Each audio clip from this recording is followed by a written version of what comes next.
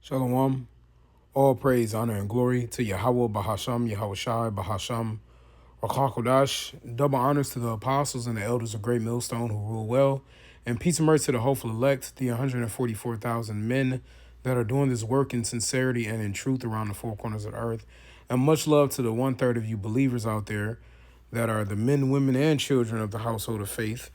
Of you Israelites, to you all I say shalom. I'm the brother Yeshaya from the Great Millstone West Palm Beach Church. And I pray, Lord willing, that this lesson is edifying through the Spirit. So I mentioned this at camp because there was a older woman who approached unto us, and she was on a wheelchair. And, honestly, the wheelchair is ultimately insignificant. But she was a scoffer, man.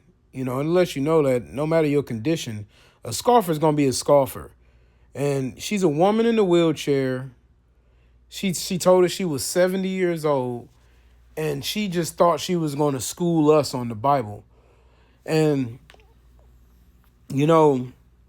as I was thinking, I'm like, because first of all, she said, where's the 13th tribe? And I said, what's the 13th tribe? I thought that she was going to answer and say Amalek, because that's like a book out there, right? But she said Diane. And so I said, Diane. And I said, oh, that's not a 13 tribe. And then the fact that she named it after a woman too, which originally I thought she was talking about Diana, okay, which is mentioned in the book of Acts. All right, she's a god of the Ephesians, a goddess of the Ephesians, a false idol. So that's who I thought she was talking about at first. But she wasn't. You can find that in Acts, the 19th chapter that speaks about Diana. So then the Spirit hit me. I'm like, Diane. But then I was like, she's not talking about Diane. She's talking about Dinah. This was after she left. Because I told her, she kept saying, all right, I'm going to leave now. I was like, okay, ma'am, you can go. So then when she said scoffing, I'm like, I just had to tell her, like, you're wrong. You're incorrect. And she was like, well, I'm 70 years old. You telling me that, you act like, you know something.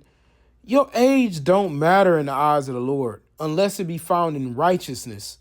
All right. Now, if the apostles are telling you their age, you better fucking respect it. Right. But if somebody's in the world, we've lost that. Of course, we in the world, like as far as like mingling amongst them that are without. So of course, if we got your parents, you honor your father, your mother. If there's an elderly woman, you try to be respectful and things like that. But when he's really talking about respect your elders, if you're not conditioning yourself as an elder, look, the thing is, respect is earned, not given. And that's the problem. People think respect should automatically be given because you're a woman of age. Well, you're acting like a child. She was acting like a child, immature. Instead, we're out there with Bibles. You got these grown men with Bibles in their hands, seeing we're preaching a word, and she's trying to tell us about the Bible. So I mentioned this too, where I said, this is Job 32:9. It says, great men are not always wise, neither do the aged understand judgment. You see, so just because you're aged doesn't mean you're wise. Doesn't mean you understand how the Lord operates. And that's the problem with Babylon. They think the older you get, it's supposed to be the older you get, the more you know. But we understand that the older you get, you just become an old bottle. And we tried to pour in new wine, and she started bursting all over the place, right in our wheelchair. And see, this is the thing. We want to go out, we trying to heal people with the words. How can we heal you physically if we can't heal you with the words first? Right? We always mention if the people that were trying to be healed, they believed first. So we can't tell a lady like that, ma'am, you're going to walk again, if you don't even believe that there are 12 tribes. And Gabar mentioned a point. He says, all right, well, where's the 13th tribe mentioned in Revelation? He said the 21st chapter. Well, you can use that chapter as well. But Revelation, the 7th chapter, it says 12,000, and it lists all the tribes of the nation of Israel where men are going to be prophets from and that are going to be delivered. It says nothing in there about Dinah. All right. And matter of fact, Dinah, the story of Dinah does not go past Genesis, the 46th chapter. That's the last time in the Bible you hear about Dinah. Okay. And so, for those who don't know who Dinah is Jacob had 12 sons and ultimately one daughter. Okay, that's why she's trying to say one tribe, the 13th tribe. Okay, this is the people just making stuff up. Dinah does not count as a tribe. And this is, brothers already know this is an easy cut, honestly. Um, but I want to read a couple parts on here, and then I want to explain why Dinah does not count as a tribe. This is first I'm gonna read. This is Genesis 30 and 21. It says, "And afterwards she bare a daughter and called her name Dinah." And so this was Leah. She had so many sons, right? Let me see here. Actually, there was a point that I want to. Right, so Leah had sons. Leah bare. Let me just go to this real quick. Leah bare unto Jacob. I believe Simeon, Levi, and Zebulun. If I'm not mistaken, those are the daughter and Issachar. Let's see. You see, so I may be wrong exactly who came from who, but Jacob had 4 women. 2 of them, which are Rachel and Leah. All right, Leah was technically his first wife. He worked for Rachel, but then Leah became his first wife because he said, I got to give you the older one first. Laban said, I got to give you the older one first. So he worked 7 more years, and then he received Leah. And then Rachel and Leah gave Jacob, after not being able to bear children, they gave forth their handmaids, Zilpah and Bilhah. Okay? But Leah also had a daughter. Okay? This is Genesis 30 and 20. It says, and Leah said, the Most High endued me with a good dowry. Now will my husband dwell with me, because I have borne him 6 sons. So she gave him 6 sons. And she called his name Zebulun. So Zebulun is his name is Zabalawan in Hebrew, meaning my dwelling. My husband will dwell with me, right?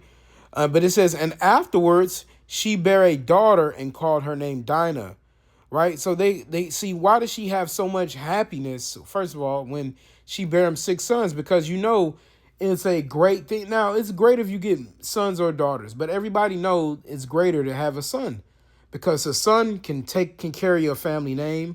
A son is it carries on the legacy of the man. The woman, she carries on the legacy of another man. She can say, yes, I'm a daughter of Jacob, but whatever man takes hold of her, she now becomes a part of that man's lineage.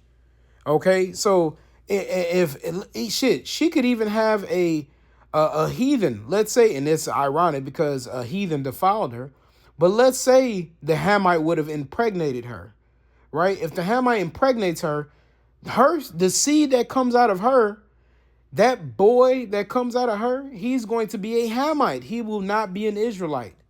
So that generation of Israelite is cut off after she is taken by another man and has children. So she bears seed to someone else, to someone else's name, right? The child is not called after her name. All right. So let me see here. Now let me go back. I got so Genesis, and I'm not going to get into the story. I went into the story at camp, but ultimately I'll read Genesis 34 and 25. Well, let me read 34 and 13, then I'll skip to 25. It says, and the sons of Jacob answered Shechem and Hamor's father deceitfully and said, because he had defiled with Dinah, their sister. So he had, raped their sister and defiled her. He wasn't supposed to do that. And since he was a Hamite, the Simeon and Levi felt he had to be dealt with. It says on verse 25, and then it came to pass on the 3rd day when they were sore, right? Because they said, we'll make a covenant with you of ultimately you'll have all of your men circumcise themselves. So they were Yaquab. It says that 2 of the sons of Jacob, Simeon and Levi, Dinah's brethren, took each man his sword and came upon the city boldly and slew all the males. So Simeon and Levi was like, man, we about to, they told him that they was about to sit up and make a marriage with them and their daughters and their wives and their sisters, and where they can trade. But really, they were just trying to smite them. So they went upon them while they were sore and they killed all the men. They were upset about what happened. Now, at the end of the day, this was the Lord ultimately ended up judged Simeon and Levi for this, but that's because they were angry about what happened to their sister. So we can't act like we can't feel them. I feel them, but at the end of the day, the Lord says they will be split in Israel due to this. All right. And matter of fact, I'll read that in Genesis, the 49th chapter, because a lot of brothers. Well, let me see here. So just so you understand, this is Genesis 49 and verse 5. It says Simeon and Levi are brethren. It even says in NLT are two of a kind. So the fact that they are the same, but they're on that same island, yet they don't get along. I talked to a Levite the other day. She said, "Oh, I don't like Dominicans." She said that, but it's like y'all the same people. But it says instruments of cruelties are in their habitations, right? And so that's talking about really now in the latter day, Santeria and voodoo, right? But it says in the NLT, their weapons are instruments of violence, and that's those new weapons. But back then, they had that instrument of violence to go and kill the Hamites.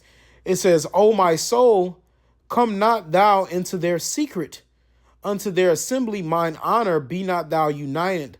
For in their anger they slew a man, and in their self-will they dig down the wall." All right. So basically, it says, "Cursed be their anger, for it was fierce, and their wrath, for it was cruel. I would divide them in Jacob and scatter them in Israel." So you wonder why Haitians and Dominicans don't get along? It's because of this. And so this lets you know how badly they killed those men. They slaughtered those men, man. All right. So the Lord made that a curse, and he said, "Be thou not united." So although they live on the same island, they don't get along, but yet they were two peas in a pod, right? But they were so cruel and full of so much anger and wrath. The Lord had to quell that and separate them so they wouldn't get along. And really that's through the Spirit anyway, because who knows what other things they would have done had they been in a brethren state of mind, so the Lord made a severance with them. But now we're coming back in righteousness. So it's going to be all right. Because when you get this, all of the tribes made some type of error to where the Lord destroyed us or jacked us up for it. But that's why they don't get along. So that's that anger that it's talking about that happened in Genesis, the 34th chapter. Right now, that's what I say. I can't lie and I say I didn't feel them. But at the end of the day, it was cruel. And then the thing is, they did it deceitfully. So they didn't just go in and kill him or they lied to him first, and they did it sneakily and acted like they made a covenant. They did make a covenant. Ultimately, they made a covenant with them, and then just to slay him, it was deceitful. So the Lord just didn't approve of that, So even though they were Hamites, it was deceitful in the way that they went about it. So the Lord wasn't approving. So now going on,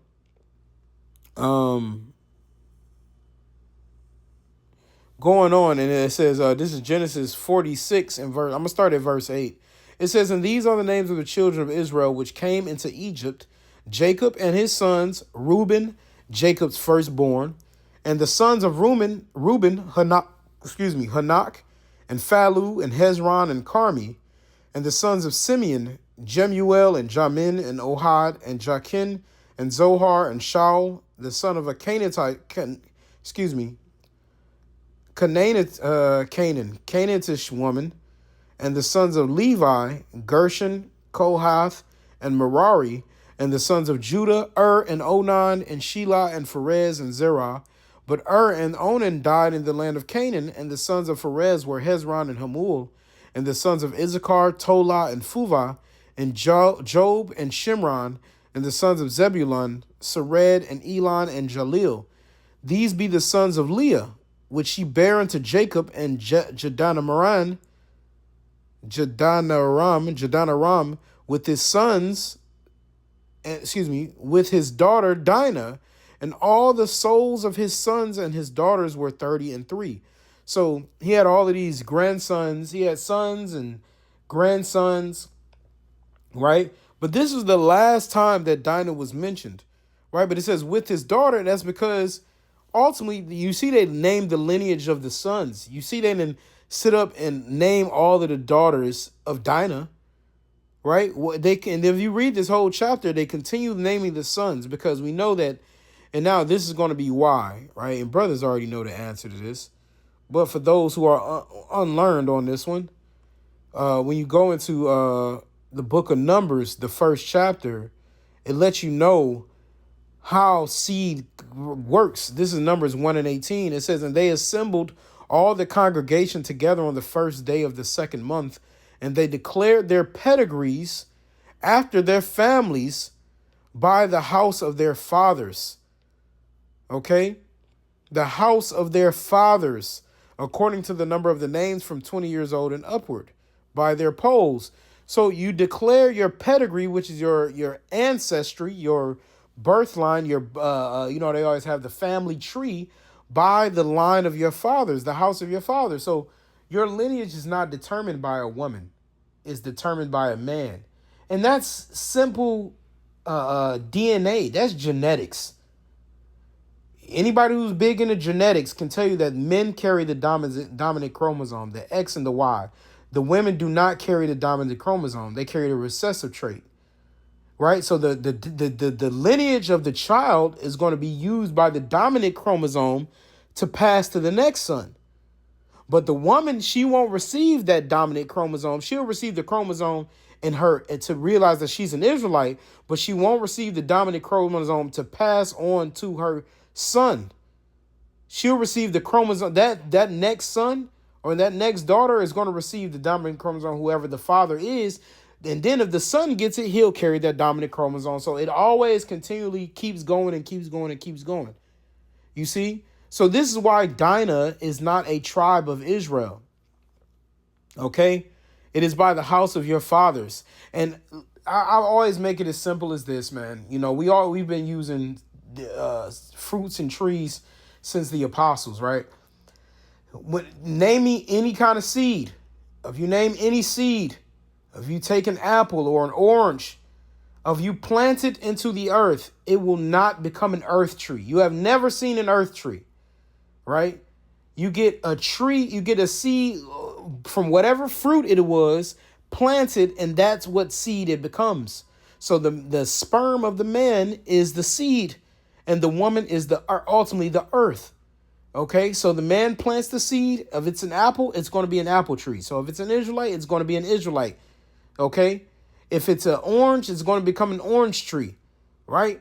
If it's an Edomite man impregnating an Israelite woman, that seed that comes out is going to be an Edomite. It is not going to be an Israelite just because the mother is an Israelite.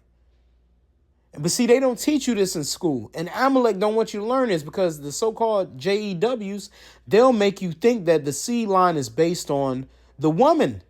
But that's how you know they have everything upside down. The woman does not carry the seed line. That's a complete lie, complete hypocrisy. Even when you get married, any man that's simp enough to take his wife's name, he's completely destroyed, right? The woman and the child are now supposed to be named after the father. Point blank, period, man. And that's why Isaiah 4:1, it says, so that we can be called after thy name, right? Because they're going to be called after the man's name. And ultimately, Israel is a woman, and we're named after Yahweh Bashem El Shai. You see? So we've taken on their name. He shall be surnamed Israel. Okay? So, hey, man, it's pretty straightforward. And you know what? Let me just jump here just to nail in the point on this one. Right? Revelation 7 and verse 3, it says, saying, hurt not the earth, neither the sea, nor the sea, nor the trees, till we have sealed the servants of our power in their foreheads. And I heard the number of them which were sealed, 144,000 of all the tribes of the children of Israel. And when you go into that word children, this is why you have to go into the root of words. The word children is not sons and daughters. The word children there is banyam. And when you go into ban, it means son. Yum meaning sons. So the sons of Israel. Right now, we know that children of Israel are sons and daughters, but the Bible is in masculine tense. But the servants are literally men. Okay, the 144,000 are literally men. But when you read this, Dinah is not listed. It says of the tribe of, and I'm going to just name them. I'm not going to read all the passages. It says of the tribe of Judah, were sealed 12,000. The tribe of Reuben, of the tribe of Gad, of the tribe of Asher, of the tribe of Naphtali, of the tribe of Manasseh, of the tribe of Simeon, of the tribe of Levi, of the tribe of Issachar, of the tribe of Zebulun, of the tribe of Joseph, and Joseph is speaking about Ephraim, of the tribe of Benjamin. It says, so that those are, it says 12,000 for each one of those. Dinah is not listed there. There is no 13th tribe. There are 12 tribes of the children of Israel, and that's who they are. Right? And that's just something that you got to deal with. And see, just for edification's sake, let me go to Revelation 21, because since Gabar mentioned it, I want to go to this because I am pretty positive. Yep. Revelation 21, Revelation 21 and 12, and had a wall great and high, and had 12 gates, and at the 12 gates 12 angels, and the names written thereon, which are the names of the 12 tribes of the children of Israel. Right? And then it gives you to break down as 3 gates on the north side, the south side, the west side, So there are 12. You are now, matter of fact, and I'm going to wrap it up with this last verse here, because these people here, and I'll say this, man, Edomites and women, even the serpent, always wanted to make things fit into their narrative. You wanted to be women because you're a woman worshiper and you're tired of feeling like you're belittled. But if you only fall into the lot in which the Most High gave you, you're not belittled. You have a certain order in this thing. You were born a woman, deal with it. You don't see a dog getting mad that he's a dog. You don't see a bird getting mad that it's a bird. You don't see the sun getting upset that he's burning. You don't see the stars getting mad at the ordinance. You don't see the water getting upset that it's water and saying, I want to be fire.